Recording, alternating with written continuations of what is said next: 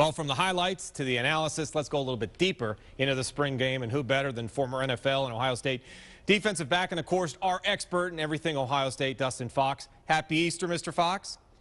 Happy Easter to you, Mike. How you doing tonight? I'm good. I'm real good. Let's start with the offense. Obviously, all four quarterbacks played. They all played very, very well.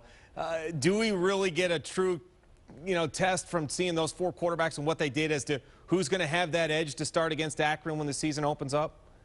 Well, I think we have a little bit of an insight as to who's going to start, but I don't think you can take the spring as a whole going into the season and say, hey, Joe Bauserman's going to be the guy, Kenny Guyton's going to be the guy, or maybe even Braxton Miller possibly be the guy.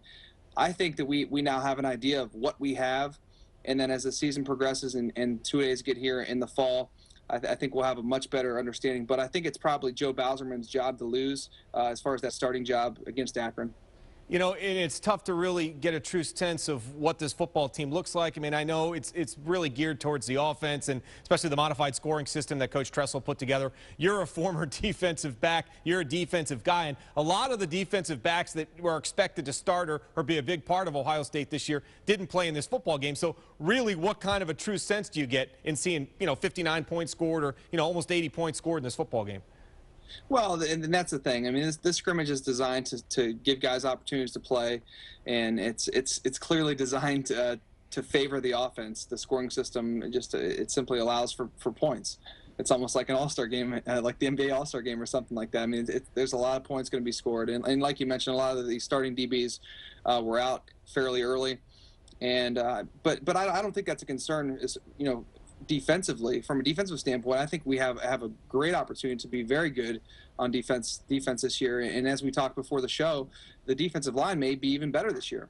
Yeah, and I like the fact that they blitzed as much as they did in the spring game. I hope they bring that to the table during the regular season. Let me get your thoughts about Coach Fickell. He'll be the interim head coach until Coach Tressel comes back. Yeah, and that's the thing you mentioned about how heavily they pressured in the spring game. I think that's something that Fickell prides himself in as a defense, and I think that him and Coach Haycock will get the silver bullets fired up and getting them blitzing early in the season, and I think you'll see a lot of that. And you got two guys on the end, defensive ends who are speed guys who can get up the field, and then defensive back wise, we're talking about that star position. Christian Bryant being that speedy guy coming off the edge, and even Dominic Clark making plays from the secondary. Well, we always appreciate your time. Thanks for letting us drag you away from your Easter dinner, and we'll be talking plenty of Buckeye football in the coming months for sure. Sounds good, Mike. Thanks a lot, man. There's Dustin Fox, our Buckeyes analyst. We're back with more of the Ford Sports Sunday right after this timeout.